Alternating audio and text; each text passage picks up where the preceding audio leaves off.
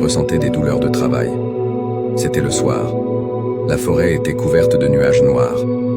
À cause de ces nuages, un éclair était tombé dans la forêt, déclenchant un incendie. La biche avait dû quitter sa maison à cause du feu. Elle arriva au bord d'une rivière pour donner naissance et boire un peu d'eau. En regardant son reflet dans l'eau, on pouvait voir l'anxiété sur son visage. Sa maison était en feu et elle devait donner naissance.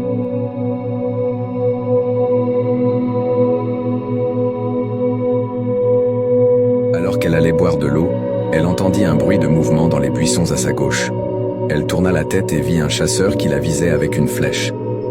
Déjà très nerveuse, elle devint encore plus effrayée.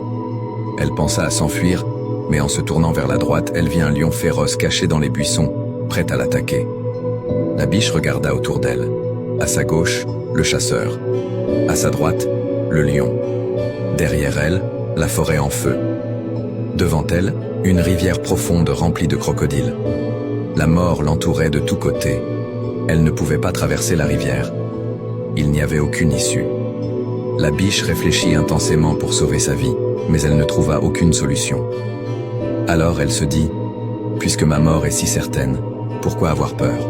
Pourquoi ne pas mourir avec dignité ?» Elle se calma. Elle commença à boire de l'eau sans peur et à espérer le meilleur. Voyant cela, le chasseur arma son arc et, alors qu'il s'apprêtait à tirer, un puissant éclair éclata dans le ciel. Le bruit fit trembler les mains du chasseur et il manqua sa cible. Sa flèche atteignit le lion, le blessant. Enragé, le lion posa ses yeux sur le chasseur. Il commença à courir vers lui, et le chasseur, pris de panique, s'enfuit pour sauver sa vie. Avec l'éclair, une pluie torrentielle commença à tomber, éteignant l'incendie de la forêt. Après avoir bu de l'eau, la biche remarqua qu'il n'y avait plus ni chasseur ni lion, et que l'incendie avait disparu. Elle ne perdit pas de temps et s'enfuit vers un endroit sûr. Là, elle donna naissance à 3 faons. Il y a des moments dans nos vies où nous sommes entourés de difficultés de tous côtés et où nous ne voyons aucune issue.